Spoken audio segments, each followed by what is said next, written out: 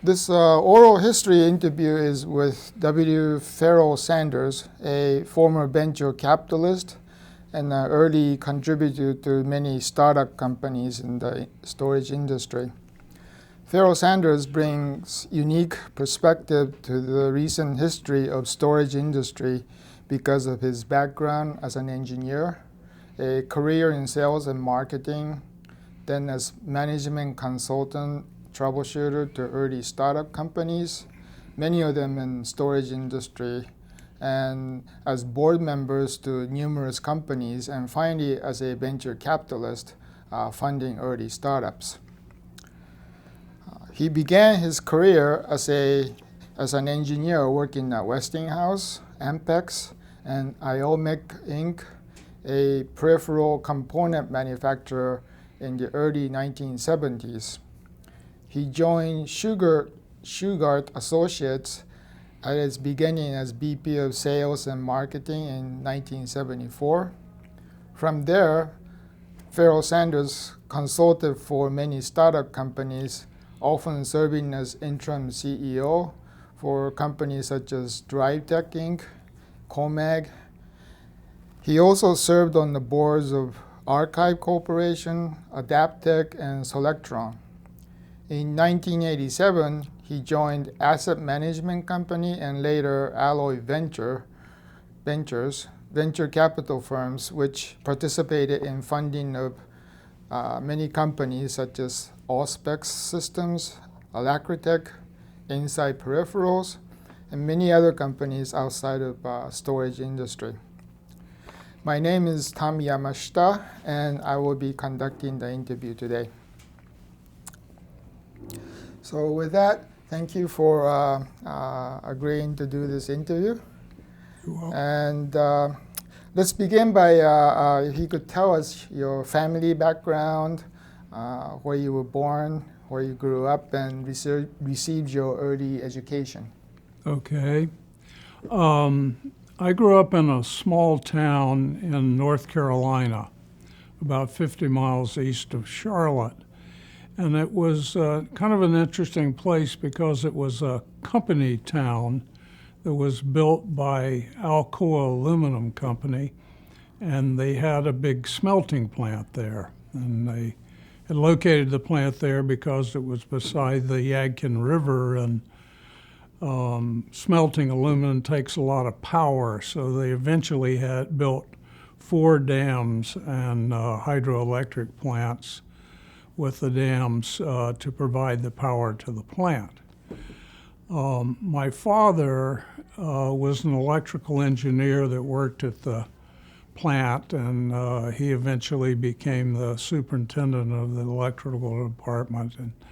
And that's where I grew up, in a small town there. I see. So I went to the local school in town, and then went to North Carolina State. So what was your major? Electrical engineering. Is it because your father was an electrical engineer? Or? You know, when I was trying to figure out where to go to college and what to study, I was reasonably good in math and science in high school, an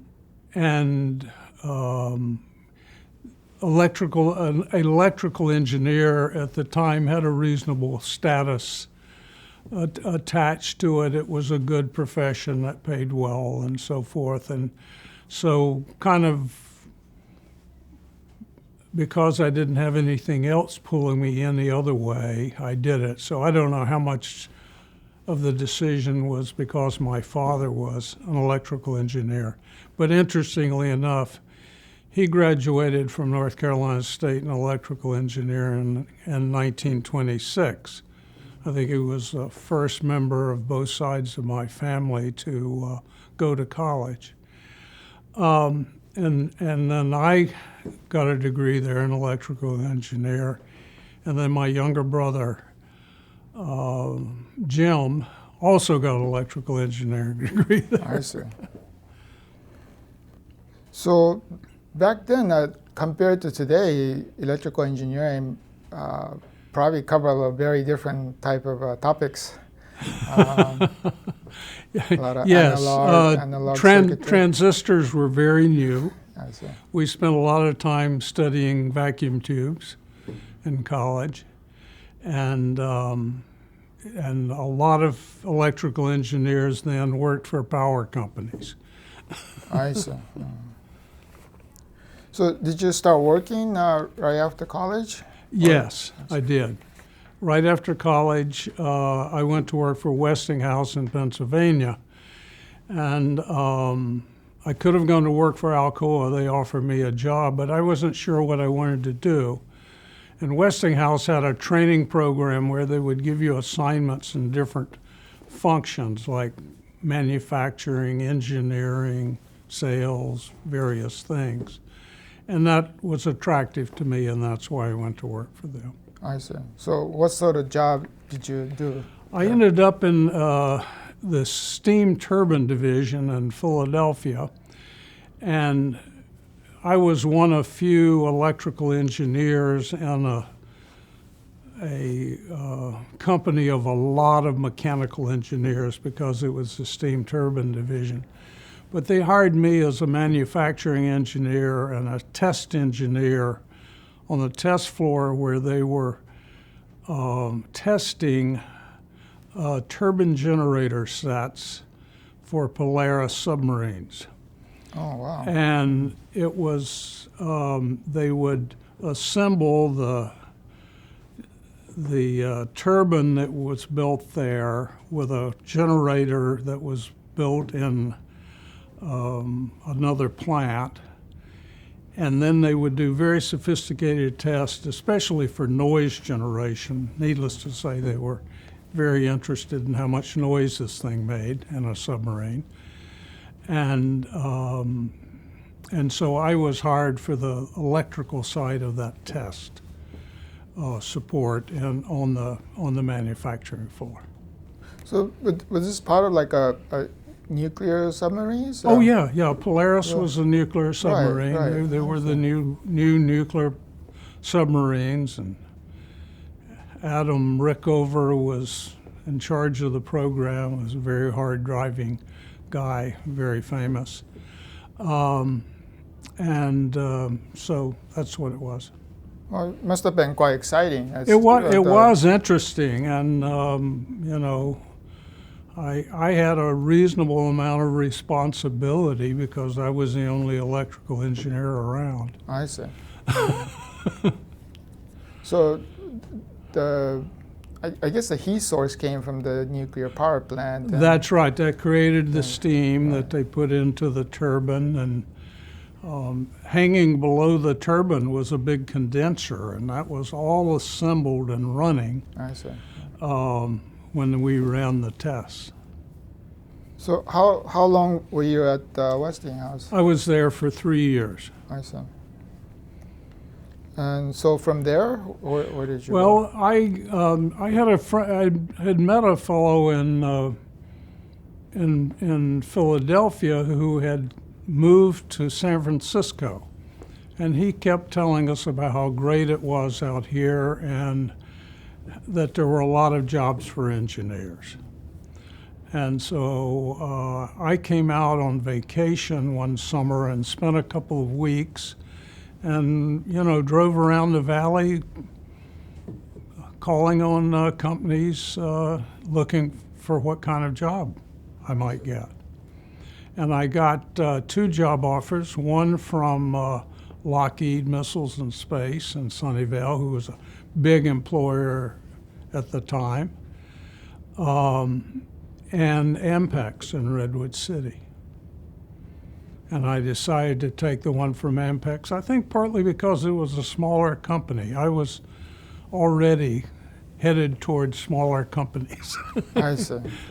This is 60s, early 60s. Yes, this was 1962. 62. When I came out, in the fall of 62. So back then, out here was mostly orchards. There were So still a lots lot of of farms. orchards here.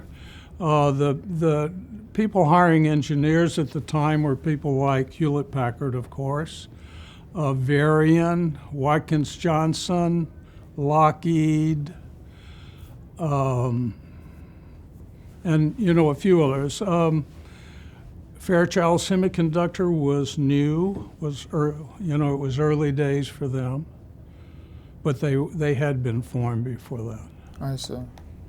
So by then, AMPEX was a very, very famous place already, right? With their videotape. The recorders. videotape recorder was the big money maker for them. Yes. Was there something besides just being small that attracted you to AMPEX? Technology or something? The work kind of interested me. I was hired for a corporate quality audit department. And what we did was we sampled the production of all the products that AMPEX made and tested them. It was like an independent testing lab. And we were interested in how well they performed, did they meet their specs, how reliable were they, the whole quality audit of the product. So that kind of appealed to me. So this was across many product lines that they had? It was, but there was a small group and we tended to specialize, and I ended up specializing in the computer products.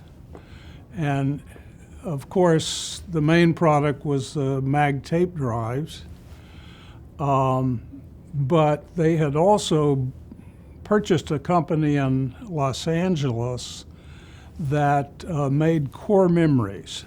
And this is a stack of cores that were wired by hand, and so the computer products division had those two products. I see. And so it was during that time that I made a change in my career path, and I figured out that I didn't really like engineering work, and I wasn't very good at it, maybe as a result of not liking it. But I was good at working with people and coordinating things and making things happen. And so I, as my engineering friend said, I went over to the dark side of marketing and sales. And I was first in application engineering, and then I was recruited to the sales department, where I primarily sold computer products. Oh, I see. So who were the customers? Well, one interesting company was Hewlett-Packard. Uh-huh. And what they bought from us was a core stack for their first mini computer. So DEC was in the mini computer business, HP was getting into it. And so the mini computer business was starting to blossom. And it's really funny today to compare what they used. But they were building a mini computer, which was, a 6-foot high, 17-inch rack full of goodies. And the core memory, the memory of that computer was a 4K by 16 core memory. So it was 4,000 words, 16 bits long. That was the main memory. Not very much by 16. When you think what you have in your phone today, Yes. It's really, really interesting. But So, that got you- and that we sold the stack. It was about that big, and it came with diode selection, but no other electronics. And if I remember correctly, the price was about $2,000. So this got you involved very early in this entire computer industry. That's correct. First in that period of time, it was the mini computer business. So you got familiar with a lot of other pieces of what went into the mini computer system? Well, you know, then it was mainly core memories and some tape drives. Later, when I joined IMEC, we were selling disk drives to the same people. So how long were you at AMPEX? And I was 62 to 69. I see. So quite a few years. Yeah. And how long were you doing marketing? Probably after the first 2 years. I see. Wow. So you mentioned IOMEC. Not too many people know. Remember that name anymore. Yes. What were they doing? I was in the sales office in Redwood City, working for the Computer Products Division, which was in Los Angeles, selling core memories and tape drives. And I got a phone call from a headhunter one day trying to recruit me to join a startup disk drive company called IMAC. And there were 4 key people from IBM. Well, back up a second. This was the era when a lot of people left IBM in San Jose disk operation and formed outside disk companies. Al Shugart went to Memorex. 4 people formed IOMEC, and there was another company formed by, they called the Dirty Dozen, which was information storage. I forget what the third name was. So long term, IOMEC and information storage were not successful. The Memorex, of course, was for a long time. So IOMEC, their first product was a disk drive. Yes, it was a 14-inch disk. It came in a cartridge, single disk cartridge that IBM had developed. 14 inches, both sides of the disk used. It was, an oxide disk. And the capacity for that disk, 14-inch big cartridge, was 2.5 megabytes. Right, I see. And we built a drive that could have this removable cartridge and a second disk that was non-removable, so you could make copies and stuff.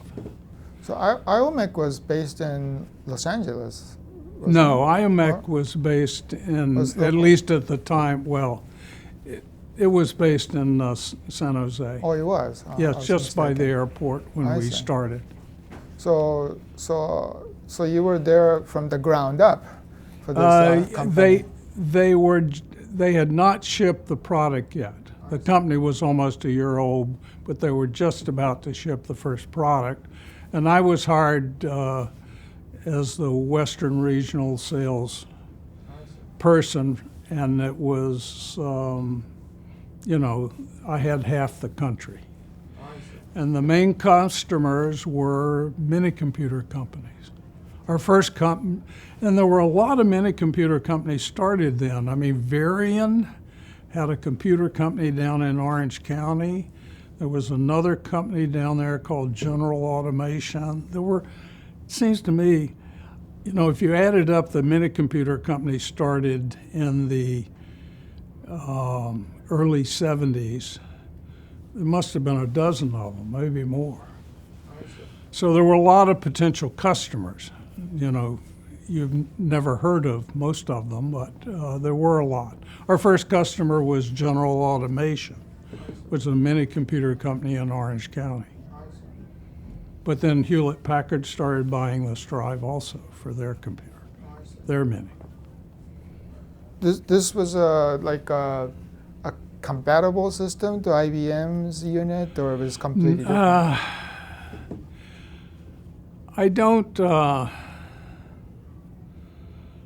I don't think, maybe, but nobody was worried about interchanging with IBM or IBM customers. How about the cartridge itself?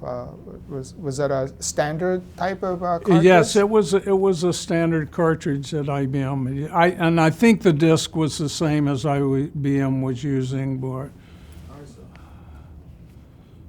but you know, very quickly we doubled the capacity, and you know, we were not where it was not an issue to interchange with IBM computers. I see.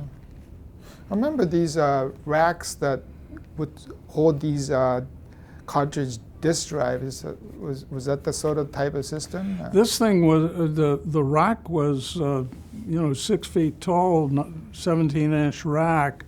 It had the drive.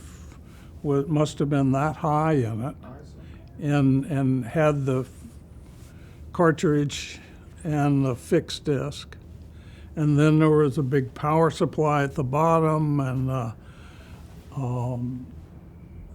a controller. You could buy it with a controller, a higher level interface, and that was all down below. Must have weighed 200 pounds. I see. So this is your real start to get into the disk drive. Into the disk business. That's right. Yeah. During the sales. Right. I see. And this is like late 60s. Yes. Yes. Yeah, I joined in '69. Then IOMEC make a whole bunch of other different kind of products. I thought. They primarily made the disk drives, but they merged with another company called Digitronics that was based in New York and Boston. And they had a tape drive. They had Digitronics had originally been in the paper tape drive punch reader products. So we ended up with a larger product line. I see. So was it acquired or merged, or what happened? I don't know. Long term, it was not successful and kind of disappeared. It was probably sold off in pieces. I see. Yeah, again, it's just not many people remember. That's right. A lot of these happening back then. Yeah, there was a lot going on. So from IOMEC, you went to Shugart. That's correct. Yes, I got disillusioned and was looked at with the prospects of IOMEC and was looking for something else to do. And as a matter of fact, I resigned and left without a job. This and Al Shugart, who had gone to Memorex from IBM, and the story is he took over a couple of years like 150 people with him. And IBM got upset and sued Memorex, and so Memorex said, okay, we won't take any more. So anyway, Al Shugart decided to form Shugart Associates to make floppy disk drives. And he left with 10 people, 10 key people from Memorex to start Shugart. And I had a good friend at IOMEC who had worked with Al at IBM. And so he introduced me to Al about a job at Shugart. I see. So that's when I first met him. Oh, I see. Were you aware what they were up to before? Yes, yeah, it was well known in the valley what they were doing. And they were going to build, and did, the 8-inch floppy, which was an IBM standard, at least the size of the disk and how it worked, how the media worked, was an IBM, been developed by IBM. So you were in charge of all the sales or marketing? Well, what I was hired initially as as a national sales manager. So I was working for the VP of Marketing and Sales. But about 6 months later, a lot of things happened, which I'll tell you about. But after that, I was in charge of all marketing and sales. And what happened was, Al Shugart's, a lot of people don't know this, Al was not at Shugart Associates for very long. It was less than 2 years. And he had a grand plan to build floppy disk drives, sell them OEM, build a printer, sell them OEM, and in parallel, he was developing a small business system that would use both of these products. A computer. A computer. I see. And a small business system computer. So he launched all three of these programs. Floppy was the first one to come out. And what happened after a couple of years, or less than a couple of years, is we ran out of money. The floppy was actually better received than we had hoped for. There was a good market. We could see there was a good market for the floppy. The other ones were more speculative and were eating up lots of money. And the investors and Al couldn't agree on, the investors wanted him to put the other products on the shelf and concentrate on the floppy. And Al wanted to go for it. And they couldn't agree, and so Al left. And so we did drop the other products and concentrated on the floppy, and were quite successful. So was this 8-inch drive is quite well known in the industry. Yes. As having started all of this, and so was it pretty well developed by the time Al Shugart left? Yes, it was.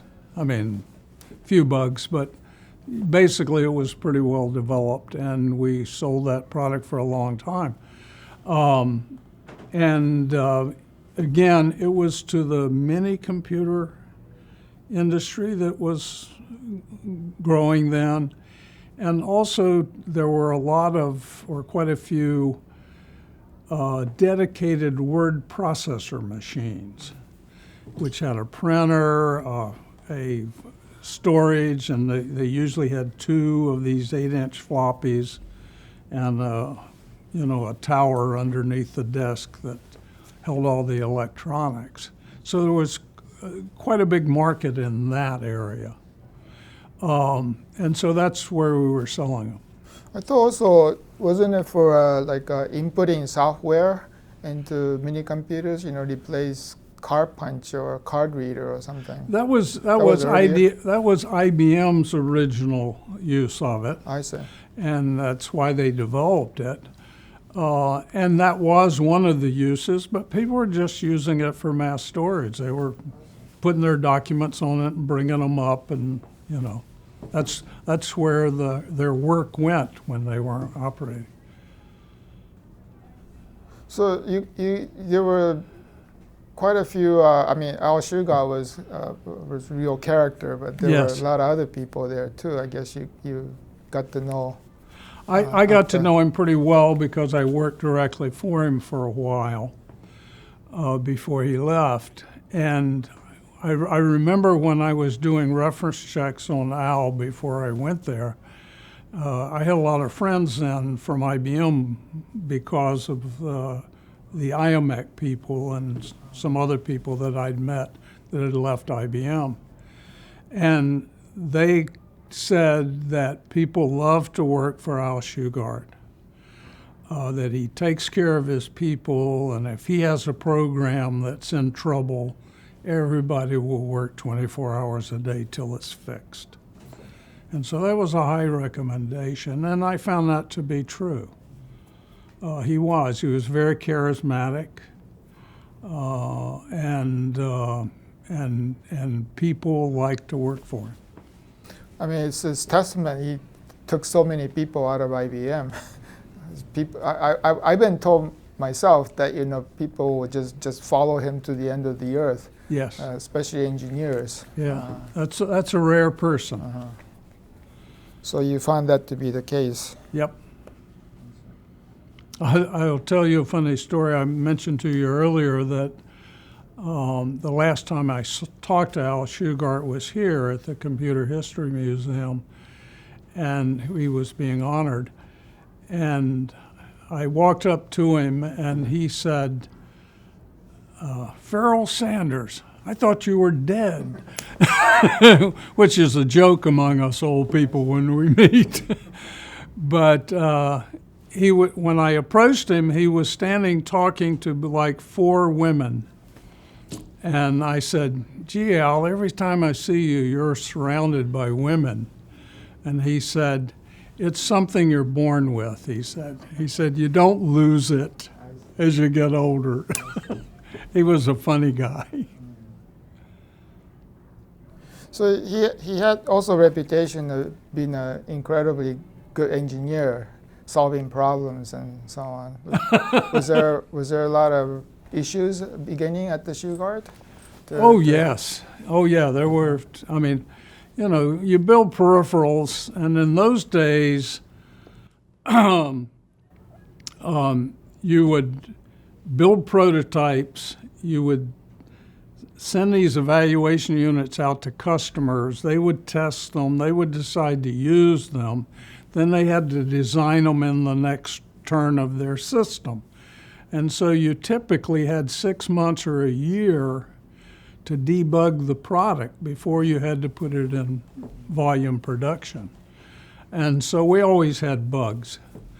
But we worked them out, and there were a whole bunch.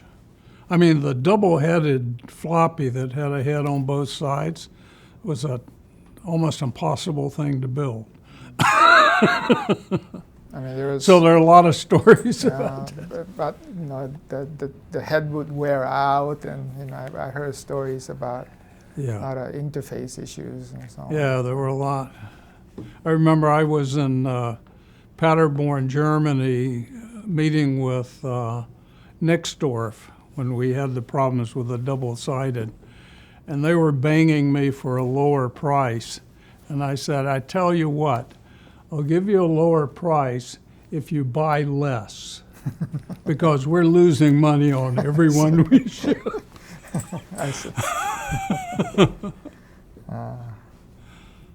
So you stayed on at Shugart Associates for quite a few years. Yes, I joined in early '74, and I stayed until the end of '80.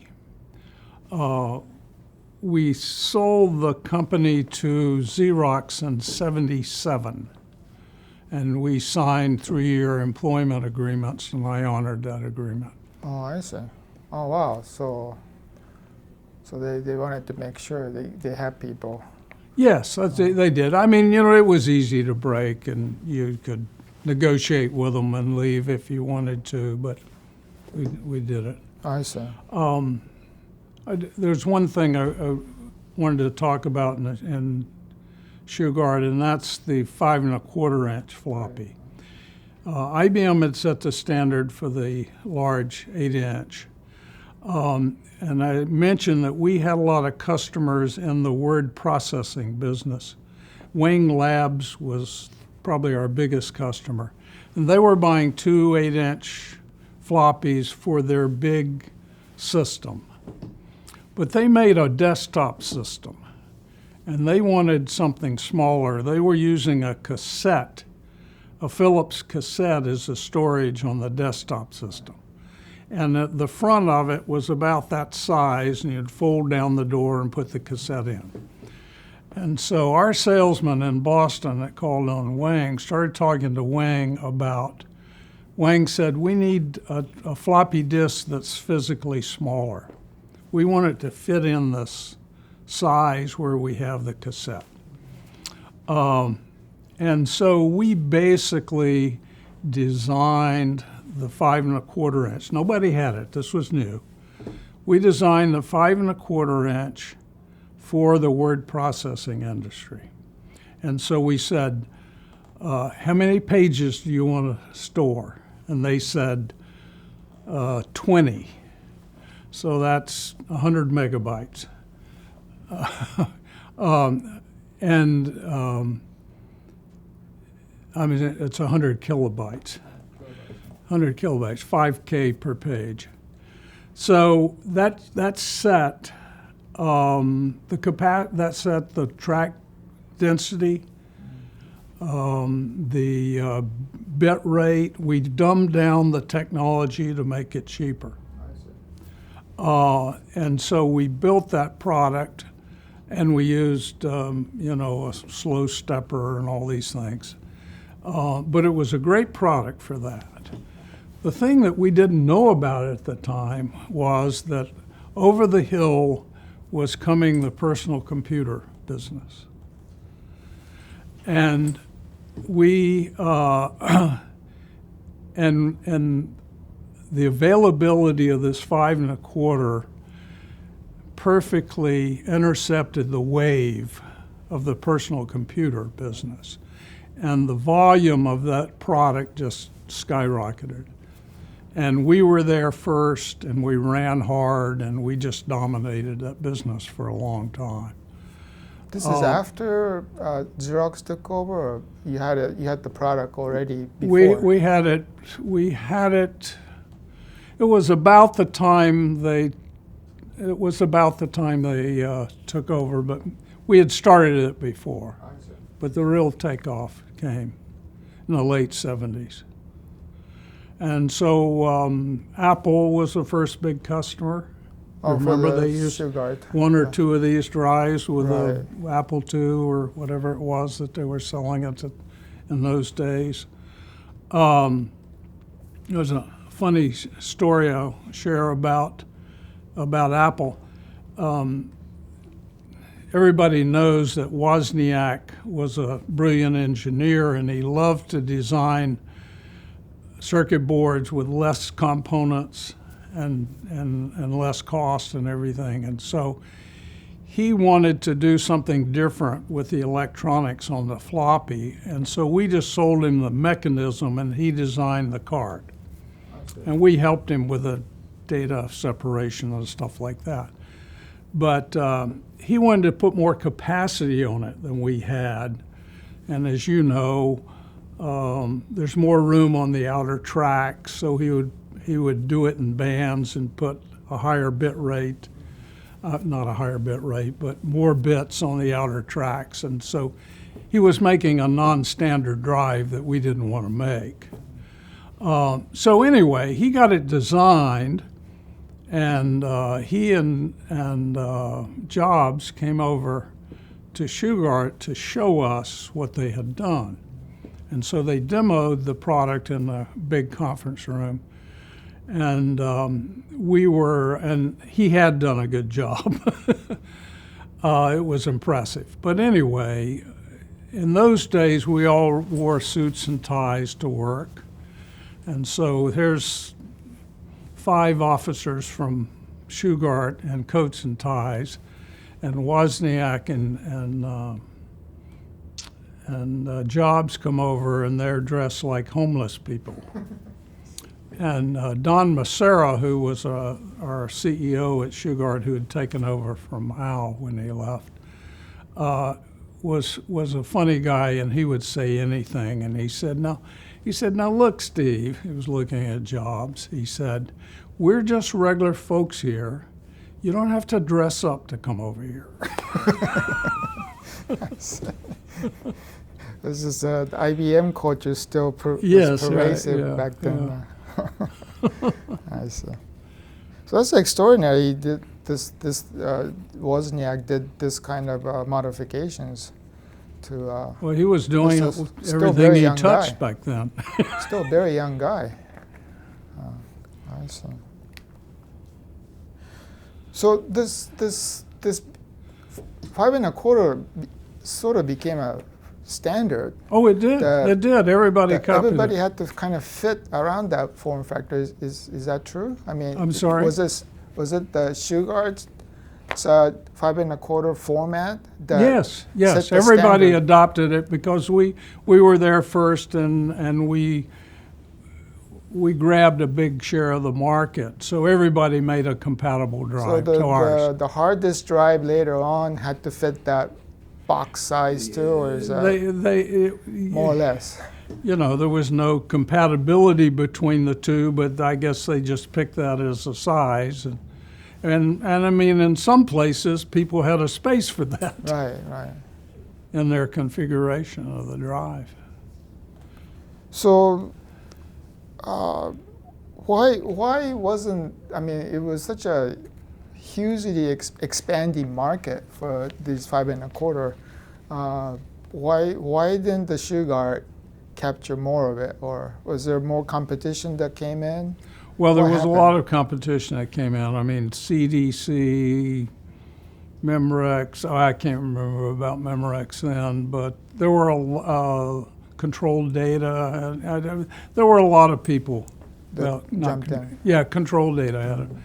There were a lot, and a lot of big companies that got in the business. But what really doomed Shugart Associates was selling it to Xerox. Okay. We were, and I can't complain. I voted for the sale myself. We thought we were pretty smart people, but we overlooked a big flaw, and that was that once we sold to IBM, there was no longer stock options for key people. The officers got Xerox stock options, but even we knew that in the size of Xerox, if the Xerox was a dog, we were a hair on the dog's tail. And there wasn't anything we could do with our performance to affect the stock price. So it wasn't a big incentive even for the director, even for the officers of the company.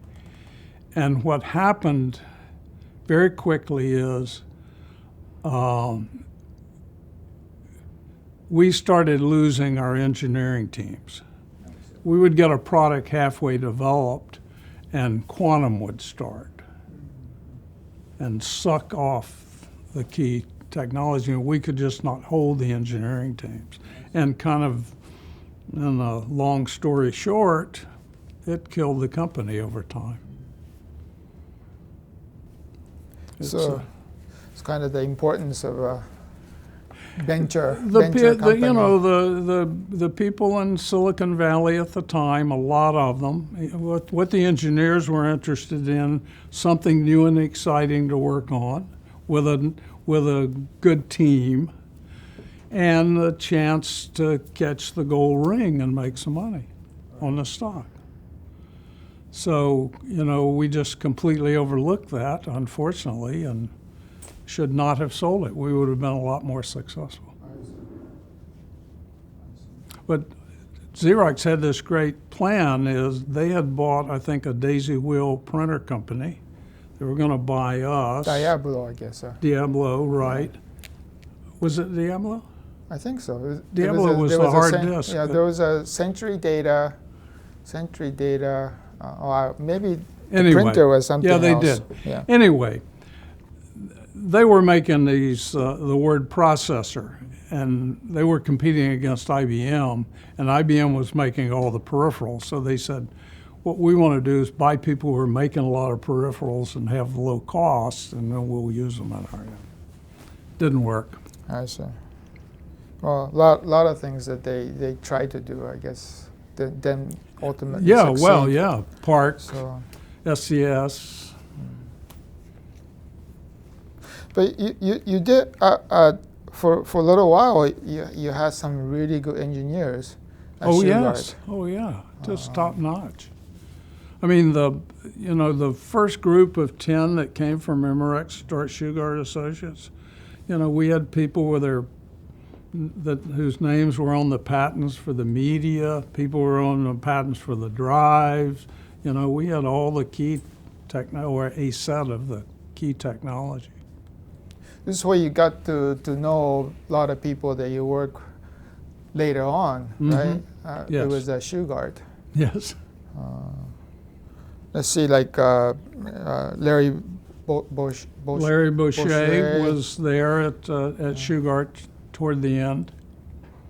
Could you say a little bit about some of the work that he did? Yeah, Larry, the main work that he did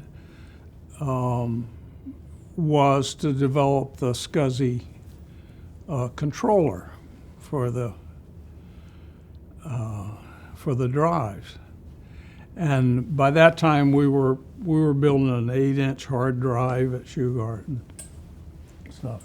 So, and it's interesting, at Shugart, Larry and I used to be at odds because he had this vision of making a business out of selling the controllers. And we were concentrated on selling all the disk drives we could. Anything we could do to sell disk drives, we wanted to do it. So we wanted him to design the controller, and then we wanted to give the design to the customers, not sell it to them, not sell them cards, which is what Larry wanted to do. So we worked together reasonably closely on that issue at Shugart and never agreed. But I had a lot of respect for him. And then, of course, he went and formed Adaptec to do what he wanted to do at Shugart, and Shugart didn't want to do it. I mean, it was really he's the guy that developed the SCSI interface, after all. Yes. It became a very important technology for that lasted drive. a long time. Yeah, for high performance disk drives. Well, some of the people that is associated with the floppy drive, I have names like Herb Thompson. Mm-hmm. Is it Warren Dalziel? Warren Dalziel. And Jim Atkinson was part of that team also. Yeah, Jim. Well, he was doing sales too, I guess. Yeah. When I joined Shugart, Jim Atkinson was already there as a salesman, so I inherited him when I went there, and he was one of the greatest salesmen I've ever associated with.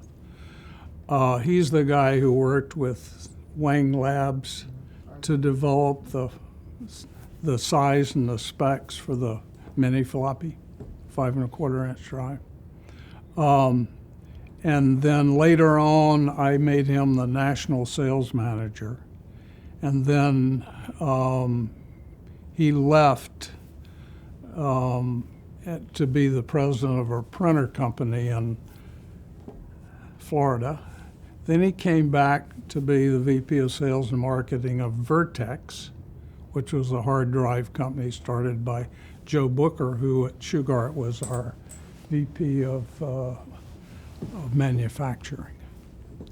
So I've known Jim for a long time. And anyway, Warren and Thompson were engineers. Herb was a head disk guy. He was the guy with his name on the media patent. Warren Dalziel was a brilliant mechanical engineer. But one of the really good engineers at Shugart at the time, drawing a blank on his name. I'll think of it in a minute. The guy who actually did the most of the mechanical design on the mini floppy. Anyway, so but the other person that I kind of inherited when I went to Shugart was Finus Connor. Oh, okay. he So was Jim there too. Atkinson was my Eastern Regional Manager, and Finus was my Western Regional Manager. And there again is a interesting character who was very successful for a long time. You know, he was just a phenomenal salesman. I see. So he came out of IBM directly, or He did was a buddy of Al Shugart's, IBM, Memorex, Shugart. right. And then he went on, then he re-hooked up with Al and Right. formed Seagate, and then he formed Connor Peripherals. Right. So after Shugart, you went on a different career track. Yes, I So, did. That was say another about that? break in my career. What happened was I had been, for 10 years or so, I had been in 2 startups, IMEC first and then Shugart. And being in a startup in a really growth spurting time is a 24/7 job. And I was a little burned out after that. My wife, Paige, had been keeping the home fires burning. We had 2 young sons that I hadn't spent a lot of time with. And, you know, the joke when you say you want to spend more time with your family, it's a euphemism for I was fired. That was not the case for me. I really did want to spend it. And so there was a number of years, 6 or 7 years, where I consulted and did things part-time and spent a lot of time, long vacations, 3-month trip to Europe one summer, riding around in a Volkswagen van, things like that with these 2 young boys. Anyway, that's what. So during that period of time, what happened is venture capitalists that I had met over the couple of startups would come to me and say, hey, Ferrell, we need some marketing and sales advice. We'd like for you to go on the board of this startup. And the first one was Archive, the cartridge tape company down in Orange County. And I went on the board of that, and that kind of led to the next one, which I think was Adaptec. Same investors in both companies. So they were just getting going at when you went into to the Most board of the and time, yes. so- I see. Yeah, they were 2 years old or less when I would join. So it took a lot of your time, or you didn't? So You know, half my time. I see. And then what happened is, well, Herb Thompson started DriveTech. We were talking about Herb later. He started DriveTech. I consulted with him on helping with the business plan and a few other things. We had put together the first round of financing with a couple of VC firms. And Herb got sick, and it wasn't sure when he was going to be back at 100%. So what happened is the VCs drafted me to be the founding CEO of that company, and they would put the money in, and then I would start building the company, staffing it, and hire a permanent CEO. Usually, when I did this several times, but that you would like to get that president in before the next round of financing, so the people knew who they were investing in. And so DriveTech's the first one I did like that. And what happened is the venture capitalists would find a technical team with a product idea. And they would be willing to put some seed money in, but they would want me to go in to start building the rest of the company around while the engineering team got started with the product. There's always this lag of time, and I would build the rest of the company around it. So you were looking for new CEOs and marketing people. You know, first thing you do is you know, a more detailed business plan. You start hiring more engineers. You know, you hire a finance person. I try not to hire too many key people because you want the long-term CEO to select those people. So your familiarity with just the ins and out of doing a startup. Yeah, so I did that with well. with DriveTech first. Did it with Trans Image, which was a pen that an OCR reader and a pen, and then CoMag, of course, which was the most successful one. Well, tell us how you got hooked into CoMag. Okay. I had met Art Spinner, who was at Hambro Ventures in New York. He had been introduced to Tu Chen and Company, the other two fellows from Taiwan that were at IBM. He had been introduced to them by Jim Atkinson, remember the Jim Atkinson name? And so he was interested in putting some seed money in and getting started, and he recruited me and introduced me to Tu Chen to do this interim CEO role to get it started. So they had done a business plan, and then there were the three of them and me. And we hadn't incorporated the company yet. So Tu Chen and I flew to New York to meet with all the Hambro partners to get the commitment for the seed money. And we did that. And Tu Chen and I were on a plane coming back to California, and we had to pick a name for the company. And so we were using MAG for magnetics and playing around with names, and Tu came up with the name CoMag, and he said that Co in Chinese or some language he spoke stands for good fortune, and so good fortune magnetics, CoMag. So we kind of liked that name. We thought we'd do that. And so we got back and we called up Art Spinner, the lead investor, and told him we'd come up with the name CoMag.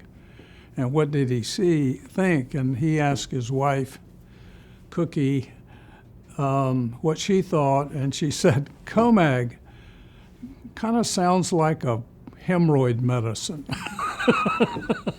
But we named it CoMag anyway. And it worked. Extraordinary. You didn't have a company name when you went to talk to the investors. Yeah, right. Yep. Now we came back. We worked with the lawyers, got it incorporated, got started, rent some space, start the engineering program, start adding engineers, and we were fortunate that in 6 months we had recruited Steve Johnson to follow on, and we did another round of financing, and it was very successful for a long time. So you were pretty involved in doing these recruiting for these key positions. Oh yes. No, that was one of my prime jobs. So one of the more successful ventures that you were involved with? Yes, I think so. Yeah. Adaptec was Adaptec, CoMag, Solectron. CoMag rented a space from Solectron. It turned out that Winston Chen, who was the CEO of Solectron, was acquainted with Tu Chen and the other fellows, two fellows from IBM. And so he offered to give us some space. So we operated out in the very early days. For a short period of time, we operated out of that. So I got to know Winston. That's how I got to know Winston Chen, and started my association with Solectron. I see. And so anyway, and Winston was on the CoMag board For a little while. for a short period of time. I mean, a couple of years maybe. I can't remember. You were on the board too for I was, for must have a been while. for more than 10 years. Yeah. Long time. So it must have been interesting to see company go from like nothing to pretty good size for. It's the most exciting thing I've ever done. Yeah, it's the team we had at Shugart, and we still get together, was just magical, the way it worked and the way we grew that company very quickly. So I've been told from Tu Chen that Jim Atkins was just instrumental. He got him to talk with Vertex people. There's a name that comes to mind, Max Ross. I guess he was a former Xerox guy that started Vertex, and Tu got a lot of ideas about what's really the key that they were looking for the media. So so that connection got him connected to you, I guess, in a way. Yes, yeah, right. So I'll tell you a funny story about the early days at CoMag. Jim Porter and Ray Freeman were people who analyzed the storage industry, and they had a conference, and it was usually held at the Marriott here. And so when we hired Steve Johnson to be the new CEO of CoMag, he did not come from the storage industry. He came from the laser company. But he adapted very quickly, and it was a good pick, I truly believe. But he didn't know people in the storage industry, so I took him around and introduced him to people. So we went to this conference, and we're in the bar before the conference starts. And I introduced him to Ray Freeman. And Ray said, and told him what CoMag was doing. And Ray said, "Oh, let me think. That's about the 12th company I've heard about that's going to make thin film media." And the blood drained out of Steve's face. I see. So we went back and told Tu Chen about this. And Tu Chen said, "Don't worry. It's harder than people think, and I know how to do it." And he was right. It was harder, and he figured out how to do it. I see. That's quite interesting. So I mean, Tu Chen has, like many people in this kind of a business, he's got a pretty fiery temperament too.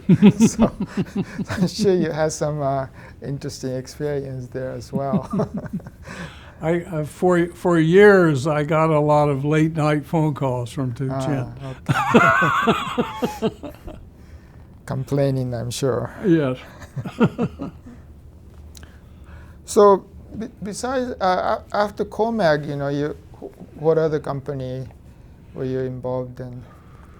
You mentioned Solectron. Was that right afterwards? and the OCR company. Those were the three main ones where I performed the interim CEO job. The others, like Adaptec and Archive, and Solectron and so forth, I was just on the board and maybe did some marketing and sales consulting for them. in addition to the board membership. But they were wanting advice primarily on marketing and sales. So Because this- I had been in the OEM marketing and sales peripheral business for a long time. So let's talk about Solectron. It's not a storage company, but Yes. I know a little bit. I mean, it went through sort of a different reincarnation. Originally, it was like Assemble circuit boards. Yeah, so it was Winston and Roy Kusumoto and I don't know, maybe a few others, but it Yep. kind of morphed into this contract manufacturer. Did that occur when you were in the board? Or? Well, they were all of the time that I was there. They were in the contract manufacturing business. So it was basically It was a contract manufacturing business, but they had just finished. When I joined the board, they had just finished a year where they did like $60 million in revenue, and that. In the year before, they had dropped to 40 because they lost a big contract with IBM. IBM canceled a product. It was a small PC, small cheap PC. I forget what it was called. It was canceled. So they had a drop. And the year I joined, they did $60 million. And the last year I was on the board, they did like $15 billion. So that's how fast they grew in 10 years or so. And what happened, it was a combination of things that grew the contract manufacturing business. They started out assembling circuit boards. The manufacturers would send them a kit or kits, and they would assemble them and wave solder them and test them, and maybe test them, maybe not, send them back to the manufacturer. Over time, that morphed into Solectron would buy all the components. So that a lot of that $15 billion in revenue they had was for cost of buying components, but it inflated everything. But they had more control that way, and it worked better if they bought the parts. The other thing that happened in the contract manufacturing business is that a lot of big companies were trying to get out of the manufacturing business completely. And IBM particularly would sell you their whole plant, people, product line, and a big long-term order. And Solectron took over IBM plants in Charlotte, North Carolina, Bordeaux, France. I don't know where all. They bought they bought businesses from a lot of big companies. And so that fed this growth. It's really one of the early innovator in this entire contract manufacturing. Yes. Yes. So how did you end up on the Solectron board? Was it Well, because through CoMag, I met Tu Chen through CoMag. He was trying to figure out his marketing and sales strategy, and he sensed that I knew about that, and so he recruited me. So after you joined, Ko Nishimura was hired, or was he there already? Yeah, right. So here you've got this big manufacturing company run by Winston Chen, who was an engineer from IBM. And so as the company got bigger and Winston and the board decided they would hire somebody else, first as president and then maybe later as CEO, whatever. Winston picked Co. And so I remember interviewing Co for the job. He came to my asset management office in Palo Alto, and I interviewed him. And so then I called Winston, and Winston said, well, what do you think? I said, Winston, he's your clone. He's an engineering guy from IBM. You know, it's not the pick to run a big manufacturing company. But I said, what do I know? I wouldn't have picked you either. I see. So we hired Co, and he did a fantastic job Yeah, it was of growing the company. right. So I should tell you that before that, Tu Chen was looking for somebody too, right? It wasn't for CEO or anything, but so the Cole's name came up, Is that right? and of course I knew him from Stanford, so to asked me, so what do you think of Ko Nishimura? And I thought, Tu, he's a great guy, but I think you're gonna get into a big fight. So I said, okay, well maybe I shouldn't. And he went to Solectron. The rest is history. Yeah. Anyway, so yeah, there's a spectacular growth. That must have been very interesting. Yes, it was. It was. So somewhere there, you start your own venture capital company. I didn't start my you own. went to- I didn't start my own. Actually, I joined a firm. What happened was, I talked about spending more time with my family, and during this 6 or 7 year period, I did. But what I found out at the end of that period is my children are now teenagers, and they don't want to spend that much time with me anymore. They don't want to take a 1 month trip. They want to go to camp with their friends, So I was coming back from a board meeting at Archive with one of the other board members. And I was telling him how I was kind of getting bored in the troughs of activity. I'd be starting a company and I'd be busy for a year or two, and then I would be a big trough before I lined up the next gig. And I said, I'm kind of getting bored in the troughs. And he said, well, we just lost a partner and we're kind of understaffed and we need some help at our venture fund. Why don't you come and hang out with us, and you can help us evaluate things. You can maybe do some consulting for our portfolio companies for us. And we'll look for the next thing for you to start. And that sounded good to me, and so I went there. This was asset management company, and the senior partner there was Pitts Johnson, who was a legend in the early venture capital business.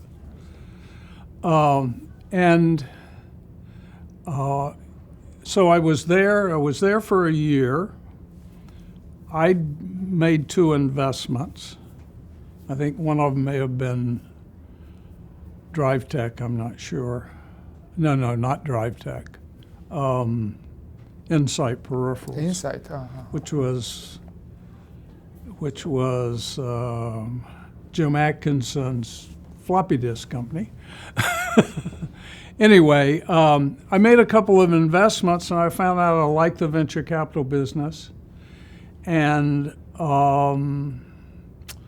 we didn't find a new company for me to start in that period of time. So I went to work in a venture capital business. I see. Yeah. So you were there for how long? Well, almost 20 years. I see. Yeah. It was 87 till 2009 I was out completely. I was part-time for a number of years as I wound down my portfolio of companies. This is a asset management? Or Asset management company was the firm that I went to, and then later on, Pitts Johnson wanted to kind of semi-retire, and the rest of the partners took the managed funds and moved them to a new company called Alloy Ventures. Oh, I see. So it kind of morphed into Alloy Ventures. Oh, I see. What is it called, alloy? Alloy, like the Alloy. metals, Yeah, alloy. Why is it called alloy? Because it starts with A. I see. That's a trick that Larry Boucher learned. Adaptec, Auspex, Oh, is that- Alacritech. You The wanna way be on people top of used the to list. find companies is there were lists of all kinds of companies, and you want to be at the top of the list. I see. I didn't hear that before. I see. So that So anyway, we invested in a couple of storage things. Nothing was successful in that area, and I went off and did software companies and mainly software companies. is there some that kind of stands out as Well, one yeah, of the success? one that you probably never heard of, but was a big success for us, was a company called Rasna, and it was a mechanical CAD software company. Rasna. Rasna, Okay, I've never heard of it. R-A-S-N-A. Again, it was some people out of IBM that started it. We were going to go public. The company was doing real well. We were going to go public, and a company in that industry called Parametric Technology came and made us an offer we couldn't refuse. And so we sold the company Bought it out. instead of going public. So that was successful. Another one that's still around is Nuance, which is a voice recognition company. Still going. Mm-hmm. I see. It's been quite successful. Wow. So a lot of success, some failures. What differentiates the success from a failure? It's hard to say. There's no magic answer. When I would look at opportunities to invest, I used to think of the companies as being a three-legged stool. And one leg was the people, another leg was the technology/product, and the third leg was the market potential, competition profile, things like that. And if there were high risk in two of those areas, you probably wouldn't do it. But if there was high risk in one area and it was something you thought you could mitigate, then you might do it. I found that overall, the successful companies that I was associated with were ones that where the people had the capacity that you invested in, the people, mainly the CEO, had the expertise and the personality and the capability to take the company all the way to some kind of exit for us, either sell it or take it public. Because statistically, when I looked at things I invested in, those were the most successful companies. Because when you start changing the management halfway through, it's an upsetting factor that often damages the company.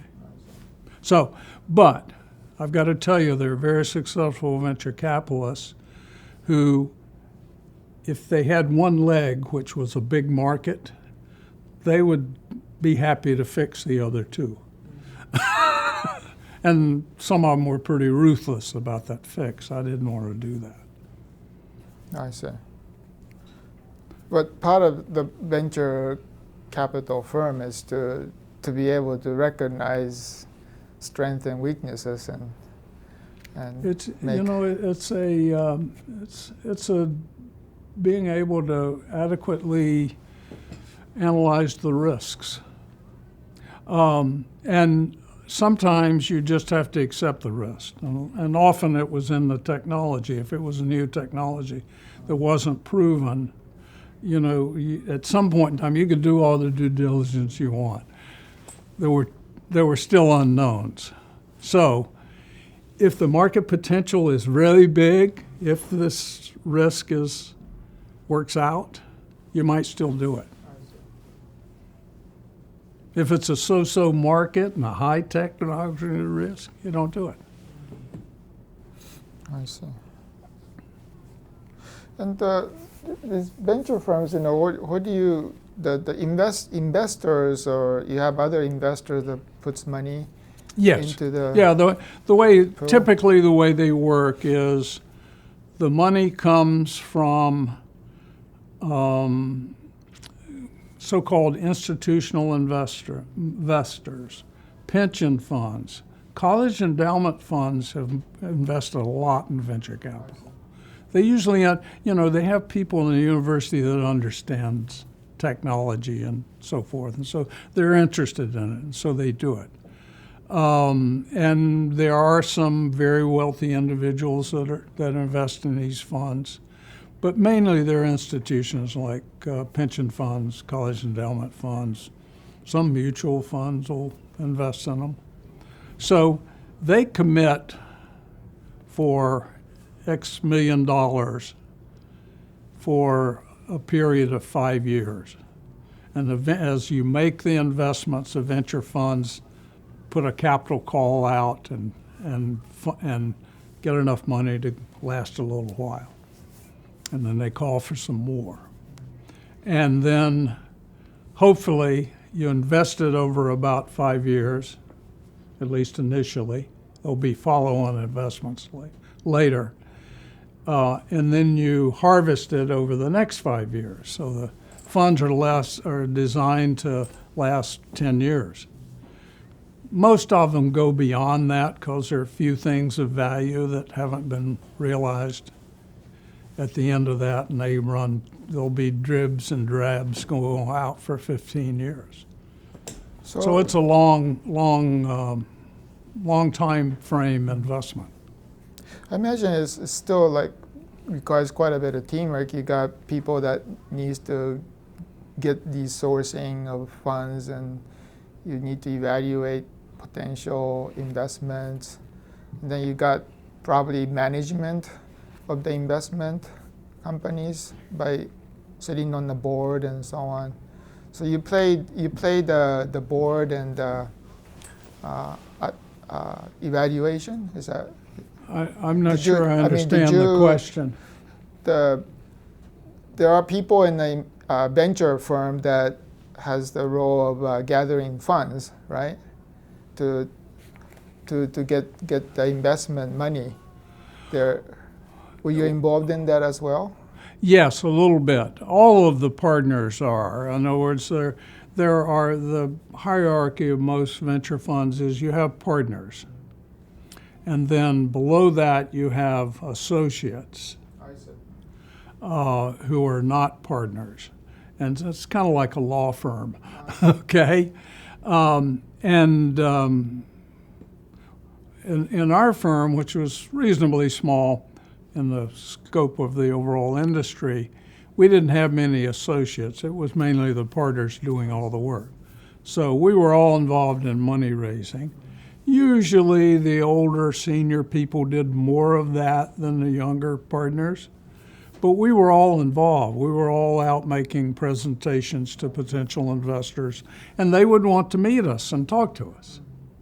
They want to do their due diligence if they're deciding to invest in a particular fund we have. And so that's a big part of the business, is raising the money. And that's when we have to put our sales hats on. And then we get the money, and then we come back and we're the recipients of the sales jobs for the entrepreneurs. So many comes in, you only fund so many, I suppose. So there must be a lot of presentation that you have to go through. I don't know what the statistics are, but it seems like you look at 100 deals to make one investment. Now, sometimes that looking at that deal is you just read the business plan. Your network of people in the valley, I found, was really important and valuable in the venture business. I know when I first got in it, I had been here particularly in the storage industry here for 20 years, and I knew a lot of people. And when I got a business plan, I could go to the back to the resumes of the people, and 9 times out of 10, I would know someone who had worked with a key person, at least one, at some other company. And I knew him, and I knew he was there at that time. And I would call him up and say, what about this guy? So that's very valuable. So getting back to the beginning, you say you went to the dark side, to marketing and sales, right? But these human relationship is what served you very well for. It did. Yeah, I mean, as you see through this talk, it's people coming back as your career progresses that you've associated with for a long time.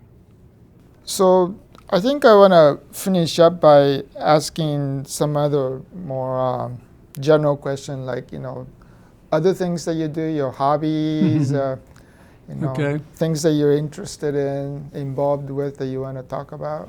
Okay. I would say that when I was retiring, or I've thought about this for years, the thing that you look back over your career and you say, what do I wish I had done, or your life? What do I wish I'd done that I didn't do? And one of them was to be a ski bum for a year or two. Ski bum? Ski bum. I fell in love with snow skiing when I was in Philadelphia working for Westinghouse when I got out of college. So I've been a big snow skier ever since. In Philadelphia, it's not much of a... The Poconos. Poconos, oh, The okay. Poconos in Pennsylvania, just an hour's drive from Philadelphia. I only skied there 1 year. I was a beginner. It was tough enough for me. But I came to California. I went to work for AMPEX. They had a ski club.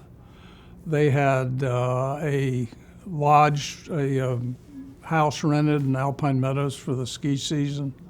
I went up to Squaw Valley and I looked up at the mountain. I said, God, I've died and gone to heaven, So I've skied every year since then at Alpine Meadows and Squaw Valley. We have a house in Alpine Meadows. Oh, wonderful. And now that for the last 10 or 12 years, my wife and I, Paige, have spent the winters at Tahoe. So I am a ski bum now. Oh, okay.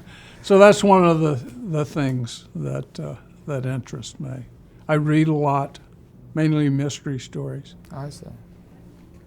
Wow. And we have done some philanthropy, mainly to kids like YMCAs and education, wonderful. colleges, schools, scholarships, stuff like that. We both have a strong interest in that. That's great. And you pretty much wound down your venture activities? Yes, right. I told you there was a long tail when you decide to get out of the business. By the time I got down to the end of the tail, I was happy to mission accomplished. not be on another board. Okay, great. Yeah. So how does Tahoe compare with Poconos? Well, the joke about the Poconos was, and it was true, it's a big summer resort area. So there are these lodges and golf courses. And so in the summer, it's a golf course. In the winter, they put up a rope tow on the golf course, and it's a ski area. Yeah, I've been to Alpine Meadows when I was younger, quite often. Oh, you did? Yes, it's Yeah, well, a wonderful place. I've been going to Squaw and Alpine since 1962. It's like skied 55 years there. Haven't missed a winter. I see. That's great. So I think I'm pretty much done with questions. Okay. I hope we covered your career, a lot of interesting stories. So thank you very much for the interview. You're quite welcome.